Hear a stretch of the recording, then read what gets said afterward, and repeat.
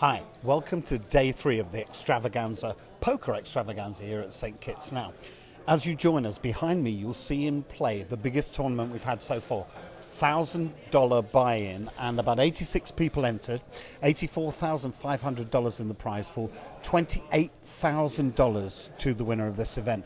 And as I speak to you now, we're down to about 40 players from the original 86. And looking around the room, we have a few well-known faces left in the tournament. Kathy Liebert, very well-known American pro, is still in, and she has a few chips in front of her. Tony Cascarino's still in, and remember, last night he came second in our 300 no-limit Hold'em freeze-out. As I look across, top European and British player Mark Goodwin, who is a personal friend and golfing mate of Phil Ivey, the great Phil Ivey, who I'm told, if we're lucky, might turn up and play later in the week. He's still here. Carlo Citroni, Italian name, but another Brit who's won a lot of money and has had a couple of good cashes at the WSOP, is still here. Nick Gibson, personal mate of mine and a pro who's going to give us a few pro tips and chip tricks later on in the week. He's still going strong. And last year's winner of the main event at St. Kitts, Scandinavian Asian guy by the name of Bjorn Wick. He's still there, and as I look behind me now, he's got a massive chip stack. I wonder if any of these famous faces will reach our final table. Watch the recap later on in the show to find out. Whenever we can on our webcast, we try to find a poker pro and get them to give us a bit of advice and show us a chip trick or two. And we're lucky today because we've got Mr. Fourth in the UK standings 2006, because I looked up on the web. Nick Gibson, mate of mine actually. Nick, show us your chip trick. What are you doing today? Today we're going to pick a few chips up from the table, using one. Spread them out nicely. Right. Makes a nice noise, this. Put this in here. Hide it in there. Right. Makes a nice noise. Oh, that was good, all but one. Is that one for me? One more then. Do you actually, when you're sitting playing, would you try and do something like this, just to put people off when you're bored? Not to put people off, just when you're bored. Yeah, great. Well, thanks a lot, Nick. Listen, that's really good, mate. Have you got a little tip for all our viewers who maybe aren't quite as sophisticated in the art of poker as yourself? Yeah. Don't try this trick. It's far too complicated. No, when you join a table, especially at the beginning of a tournament, be aware of when the tables break. And if you're going to stay on the table for a long time, try and pick a couple of tells off the people around the table. But don't try and look at all 9 people around the table.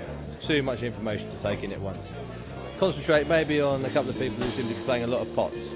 And when they're playing the pots, look at what they do, especially with the chips. They're not trying to do chip tricks, of course. But look what they're doing, be very aware of what they show. But don't try and do it to all 9 people. There's far too much information to take on board. If you can pick anything up early on, then it could be advantageous to you later on. I'm going to try that one myself. Thanks a lot, Nick. Cheers, mate. Thank you. Well, this is my Canadian partner and poker professional, Terry Dennis, and he's been having a look at the final table of the $1,000 freeze-out. Why don't you give us a recap on the action there, Terry? Thank you very much, Norman. I'll try to follow your lead.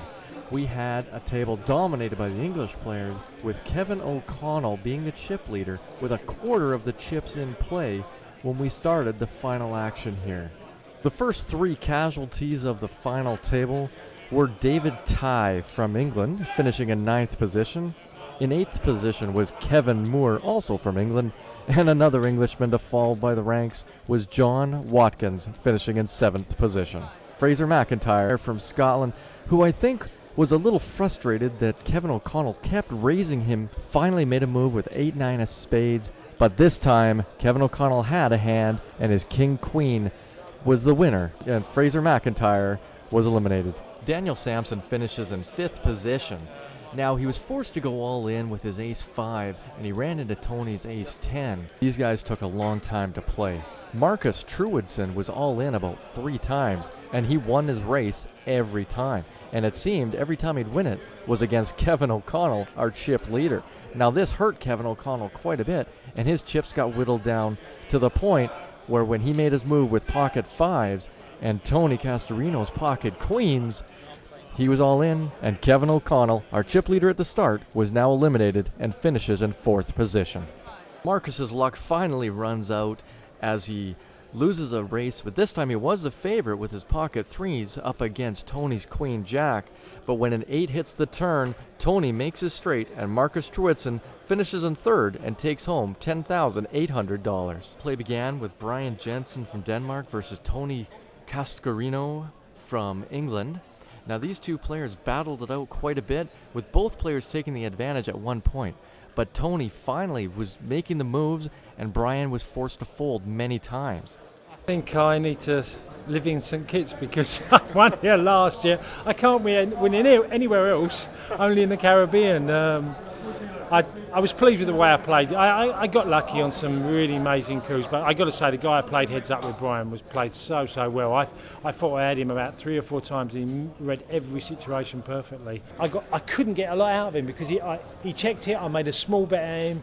He flat called it, and then it just panned out. I just got the minimum out of it, and he seemed to read it. And he had an overpair, and he said he thought I had a big hand. He thought I had a big pair before when I called his raise. He raised 30,000, which was a big raise, and 5 deuce of clubs. I just decided I've got to try and play a small hand against him. Well, that's the end of the day 3 action. We'll both see you tomorrow.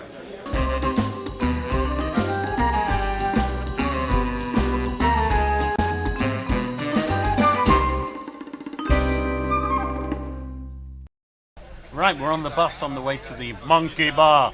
I'm going to try to go around and get people to say monkey down the lens.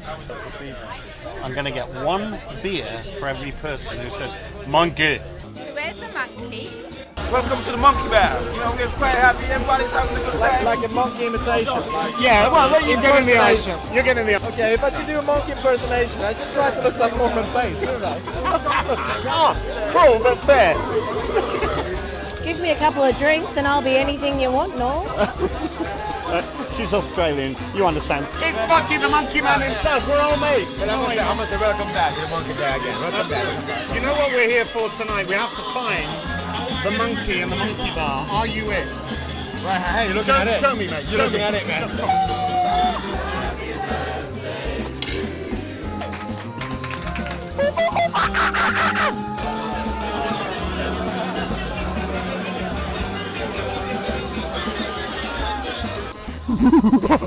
Well, that's the end of day 3. I am sure you'll agree we had the finest monkey in the world today from the northeast of England. Join us tomorrow for more silliness and poker on St Kitts.